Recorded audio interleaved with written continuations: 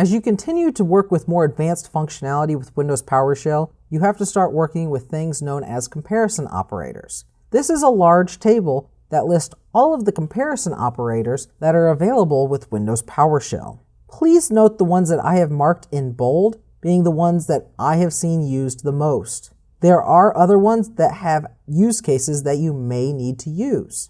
Let's take a look at the EQ comparison operator. In most scripting languages, you would normally see this as equal equal, but in Windows PowerShell, it is -EQ. Not equal, instead of being exclamation mark equal sign, is going to be -NE. Greater than is -GT, less than is -LT, less than equal to is -LE, greater than equal to is -GE, and there is also another one that I marked in bold, which is -like. This one is going to be used for wildcard searching string values within the comparison. There are other ones that you can use regular expressions with, which is match and not match. There is also a reverse to the like parameter, which is not like, which means if it does not look like what you have in that wildcard statement. And the other ones can be used in other use cases.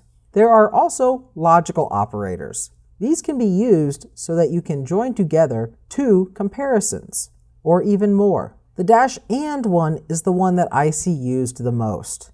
However, there are use cases for the other ones also. Instead of talking through each and every one's functionality, let's jump into a demonstration of working with these different operators. For this demonstration, we are logging into DC1 and opening Windows PowerShell. We are going to do some simple comparison by just comparing strings and integer values. So let's take posh and see, is it equal to posh? Even though I'm using different case on each of these comparisons, you will notice that the value is returned true. That is because equals comparison operator is not case sensitive. You can do the same thing if posh is not equal to posh. And you will see that that is false. That is because those are equal values. Let's see if 8 is greater than 2. Dang, wouldn't it have been nice if back in elementary school you would have had PowerShell available to you to do all of your math for you? You can do the same thing with 2 is greater than or equal to 2, which is true because 2 is equal to 2. Let's use some wildcard searching. So let's see if PowerShell is like P. Notice that that is false. Even though there is a P in PowerShell, I did not use any wildcard operators, therefore the value is returned false. So if I would have typed it as PowerShell, like, and then P with an asterisk, it will return true. We can take this a step further by using the logical operators in concatenation with the comparison operators. So let's see if 2 is equal to 2 and 3 is not equal to 4.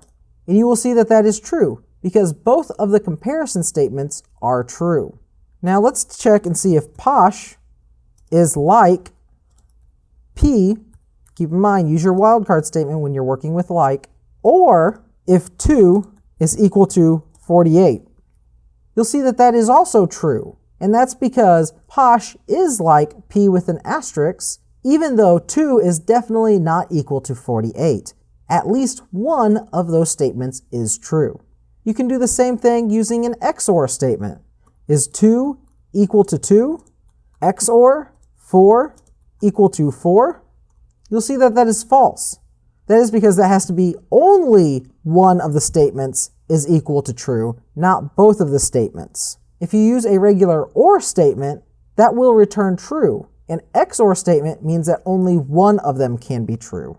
So if we do a 2 is equal to 2, XOR 4 is not equal to 4, that is now true. Because 4 is equal to 4, that makes it a false statement.